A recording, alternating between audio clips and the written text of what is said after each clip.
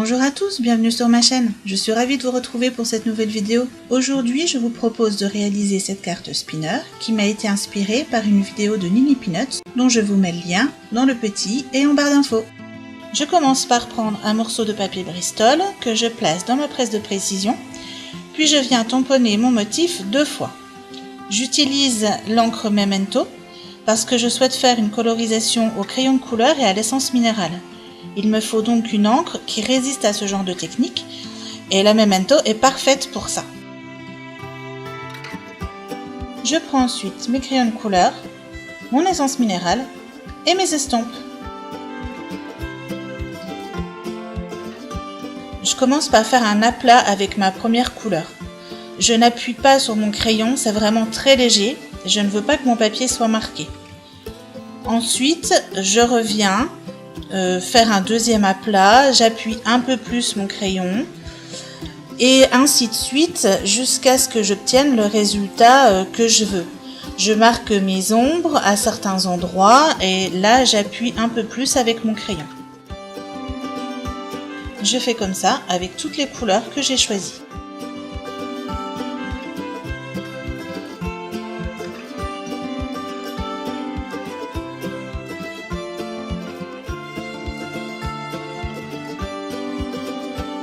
Alors attention, qu'on soit bien clair, je ne suis pas du tout une pro de la colorisation.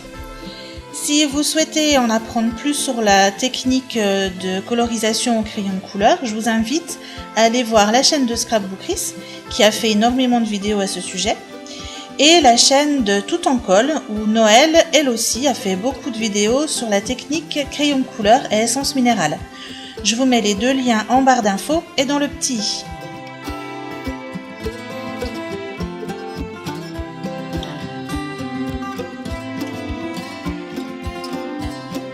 Puis je prends mon estompe et je trempe la pointe dans l'essence minérale. Juste la pointe, il n'y a pas besoin de tremper toute l'estompe. Puis je viens étirer mes couleurs, morceau par morceau. Et je n'hésite pas à retremper la pointe de mon estompe dans l'essence minérale pour de nouveau étirer les couleurs si c'est nécessaire. Je fais ça pour toutes mes couleurs, les unes après les autres. Et surtout, entre chaque couleur, je nettoie bien mon estompe en l'essuyant sur un papier absorbant.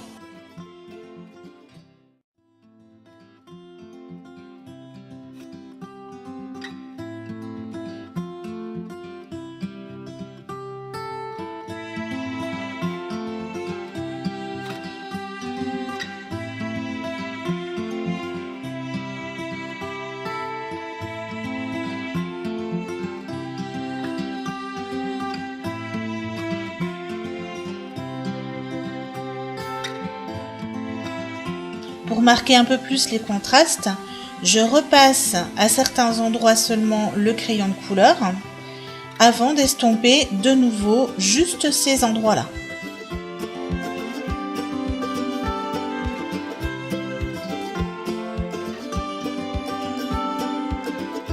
Je refais exactement la même chose avec le deuxième tamponnage, puis je découpe proprement tout autour.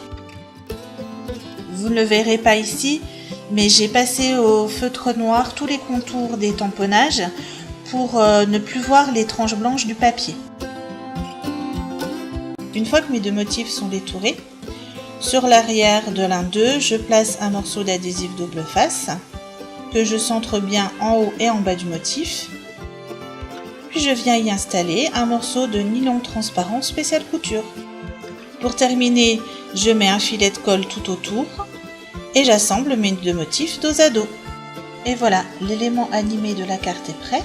On peut maintenant passer à la construction de la base.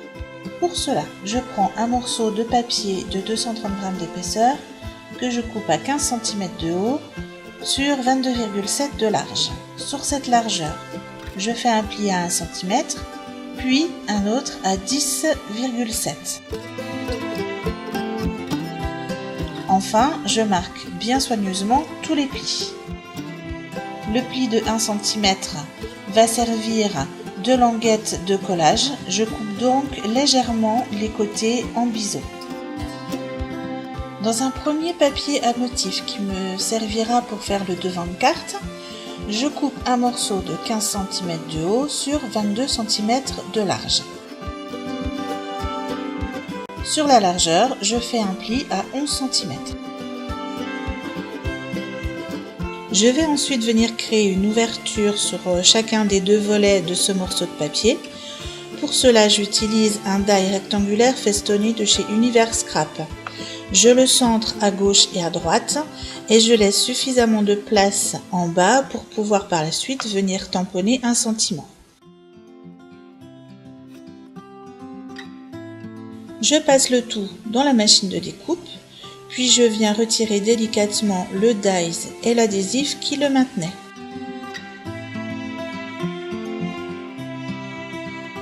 Je place ensuite mon papier dans ma presse de précision, de telle sorte que l'ouverture soit à gauche et le pli à droite. Comme j'utilise ici un tampon monté sur mousse de chez la Scraposphère, pour m'assurer que mon texte est bien droit, j'intercale un morceau de rhodoïde entre mon papier et mon tampon. Je viens appliquer une première fois mon texte. Si celui-ci est bien droit, j'enlève la feuille de rhodoïde que je nettoie vite fait. Puis j'applique de nouveau de l'encre sur mon tampon. Et enfin, j'applique celui-ci sur mon papier. Je n'hésite pas, comme d'habitude, à répéter l'opération afin d'obtenir un tamponnage parfait.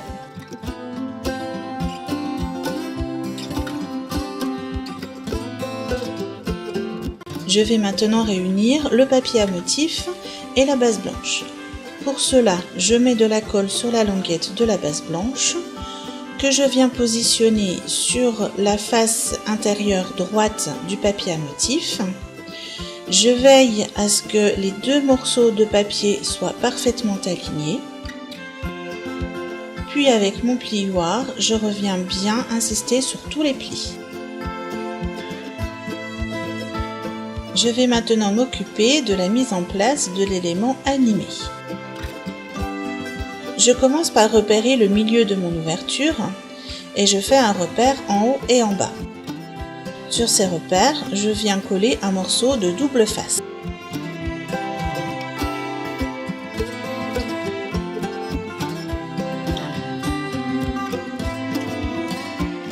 Avec mon plioir, je fais bien adhérer mon double face, j'enlève les opercules et je viens positionner mon motif au centre de mon cadre.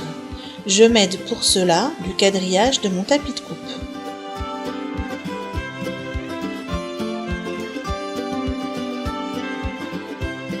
Une fois que celui-ci est bien positionné, j'applique le fil nylon transparent sur l'adhésif.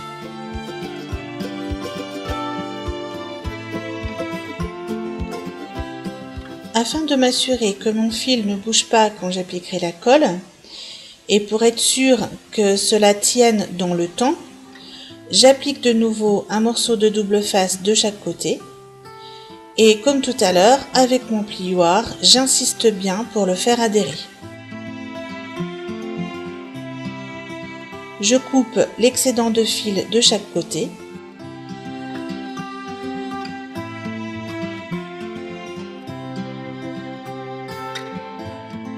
Puis je mets de la colle tout autour de mon cadre, aussi bien sur les côtés extérieurs qu'intérieurs.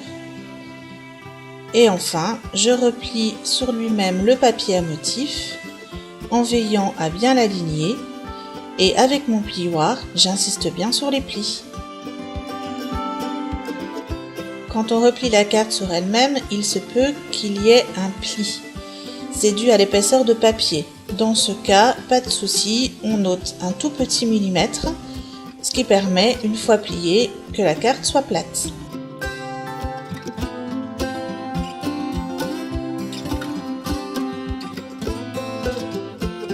Dans un nouveau papier à motif, je coupe un morceau de 15 cm de haut sur 10,7 de large. Je viens le placer à l'intérieur de ma carte et je repère au crayon le bas de mon cadre. Je vérifie que le sentiment que je veux y mettre s'insère parfaitement dans cet espace. Il s'agit ici d'un tampon d'une planche de Miaops Création. Je place mon papier dans ma presse de précision. Je mets en place mon tampon Et avant d'appliquer l'encre, je viens effacer les traces de crayon.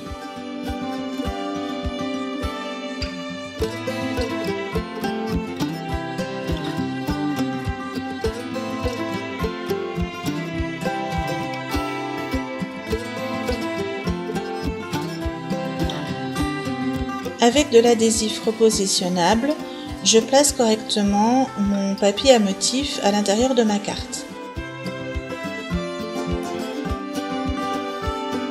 Puis avec un crayon de papier, je trace légèrement le contour de mon motif.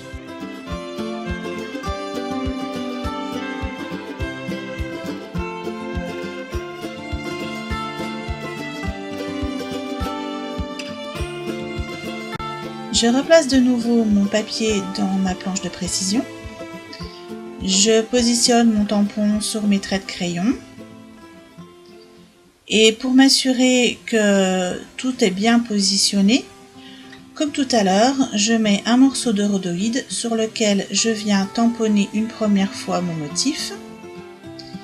Je vois que c'est légèrement décalé, donc j'aligne le papier avec le rhodoïde. Puis j'enlève le rhodoïde et je viens tamponner mon motif sur mon papier.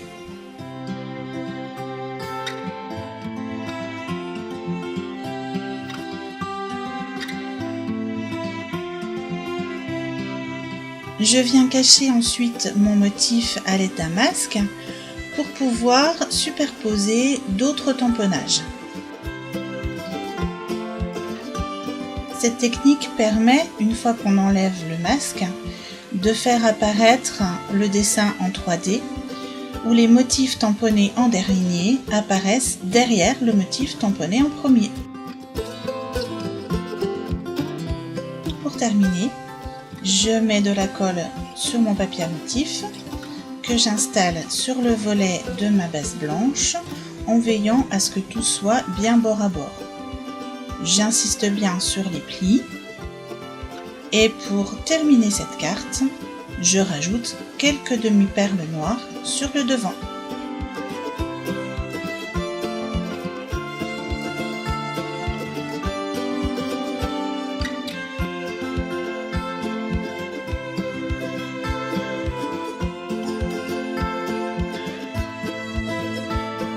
Il ne restera plus qu'à faire quelques tours sur lui-même au motif pour qu'il puisse s'animer quand le destinataire de cette carte l'ouvrira pour y lire le message qui lui est destiné.